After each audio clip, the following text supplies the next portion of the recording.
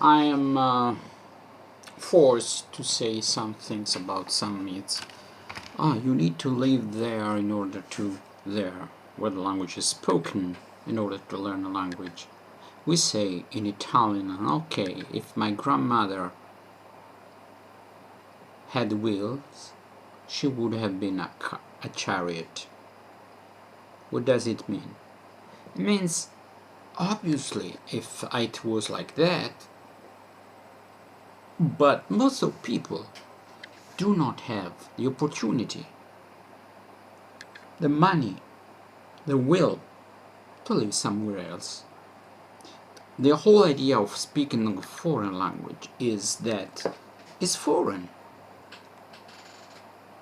It means that you live in another place, because if you live there, you would acquire more than a working knowledge of the language at hand. So I think that if I believe that that's a lame excuse for the fact that you do not learn a language, because you're a silly person. You don't know how to go about the foreign language. You listen. If I don't have time to do something, I don't do it. Nobody forces us to learn a foreign language, I hope. So I don't think that learning a foreign language or another language is in itself better than learning a musical instrument or devoting oneself to another hobby.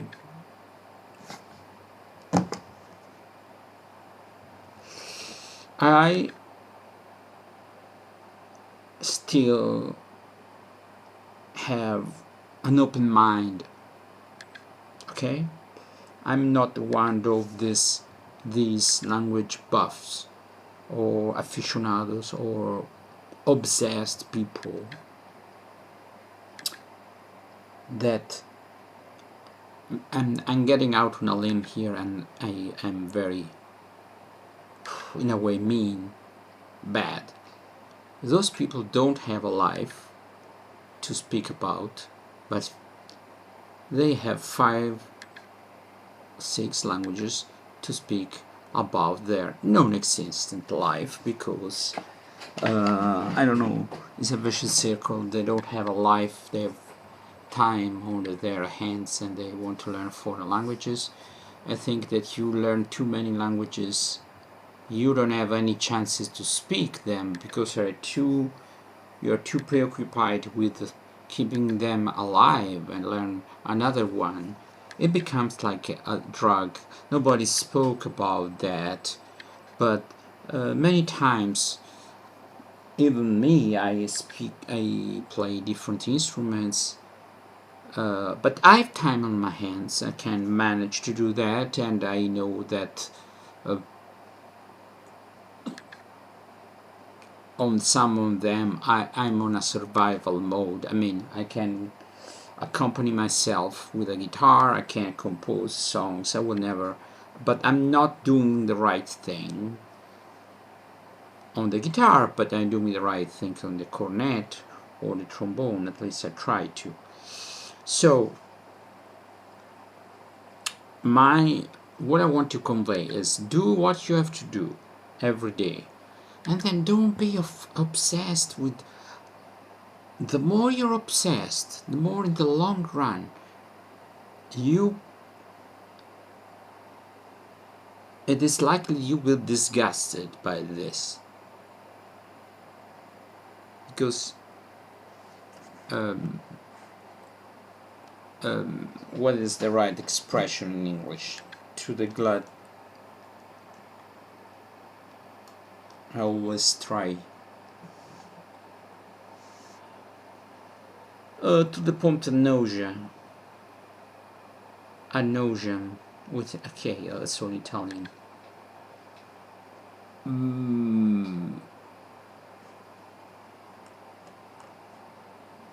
You, if you overdo it, I always said, you need to get into the swing of things, but not too fast. You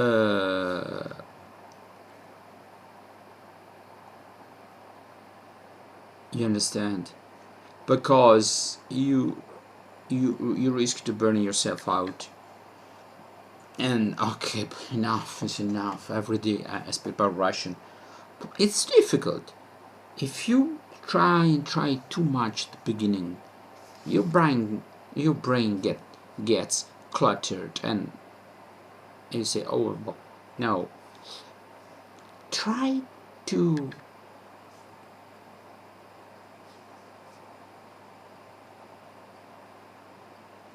little by little, but not so slowly, to get into the swing of things of the new language, and take your time, not too much time.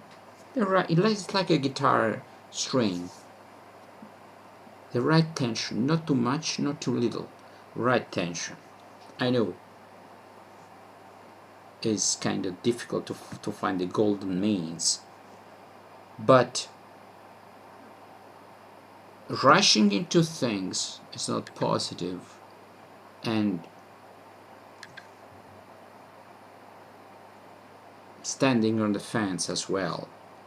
You need to strike a bargain to find the right, and that is kind of difficult at the beginning. Believe you me, in time, the new language grows in you, becomes familiar. It becomes familiar when it's part of your day. You listen to many recordings that make sense. I use, as I said, umpteen times, assimil, and it becomes a nice companion of your days, but not an intruder of your life.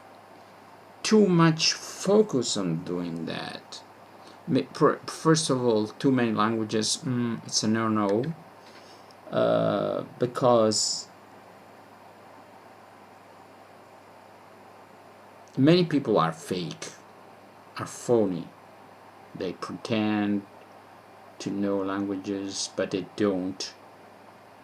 They want to put up a front, or I'm a polyglot linguist.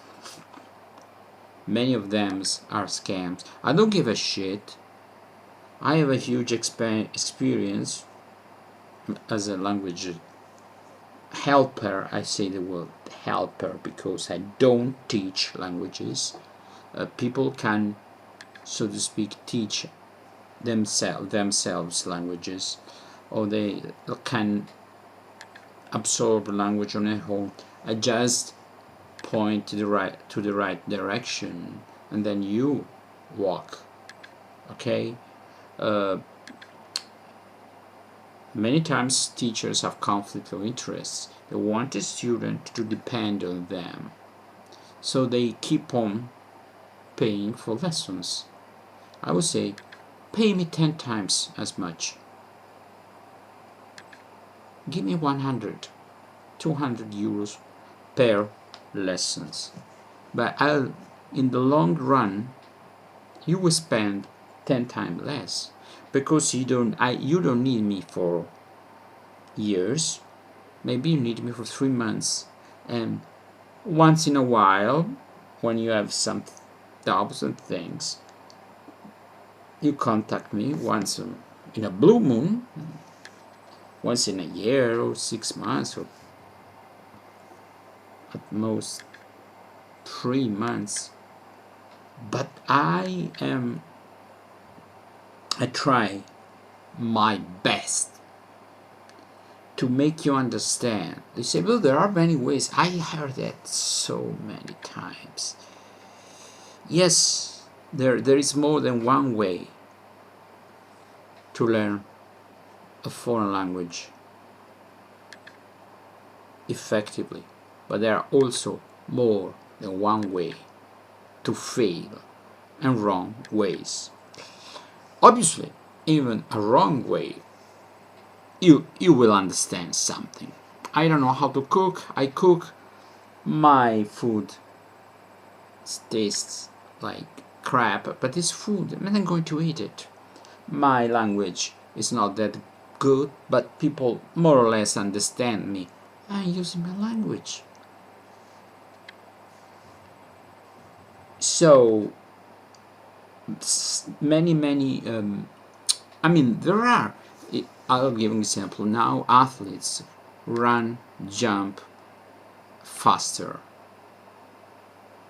when it comes to athletics, much faster than at the beginning of the 20th century.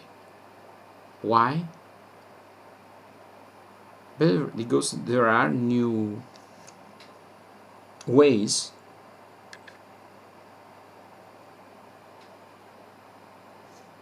you can exercise in a different way. If you used the same way that coaches used in 1906, you would go nowhere. Okay?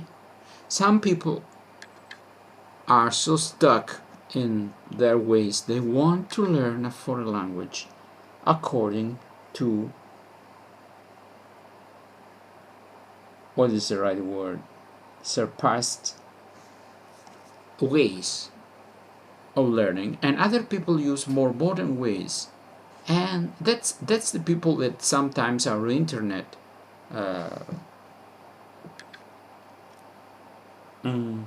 I forgot in time.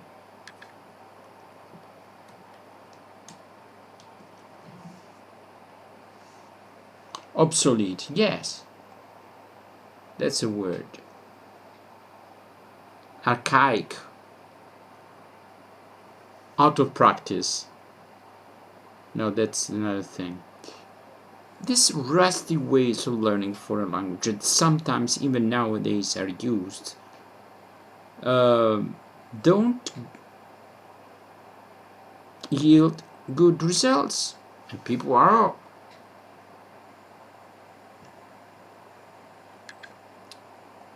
so opinionated. They don't know shit about how to go about learning foreign language. Obviously there are different tactics, but mostly is trying to understand from simple to less simple, spending more time listening at the beginning than speaking, spending more time when you progress reading rather than writing, and being alert, taking note of everything people say, learn from what people say. Obviously you have come to a point that you make sense of what most people say. That's the period where people really need textbooks according to the new Asimil is not the newest, but is effective. I'm sure it's the one I know. I'm sure there are best textbooks, but it works. People don't want to follow methods. Okay, people want to go, but sometimes what you like it is not people happy. If you like, if you enjoy it, you're going to learn it. No, not every time. Sometimes, I mean said, sometimes we need to do something that sounds boring. I think you have to differentiate. I mean, to have different activities. Repetition can work, but not so much repetition. And then you put it aside, and I forget and read, and I always go over what I've been doing before. But I'm not obsessed. I'm not obsessed with learning Russian. I'm taking my time. I practice every day. I listen to the language every day, and sometimes and then I let it go, because like we eat, I have to digest. Okay, I'm not always exposed. I'm exposed for 2 hours a day, and in time I will expose even more when I'm doing some other things. But there are moments where I need to focus because it's new stuff and things. It's a long process, but we don't need to live there.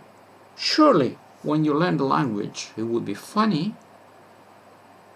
It would be interesting, but not immediately. You don't get the most. If I went to Russia right now, it would be useless. After 3 years, it can be very, very interesting. Thanks for watching. Goodbye. Görüşürüz. Stoipanidin. Arrivederci. Au revoir. Auf Wiedersehen. До свидания. Arrivederci. Goodbye.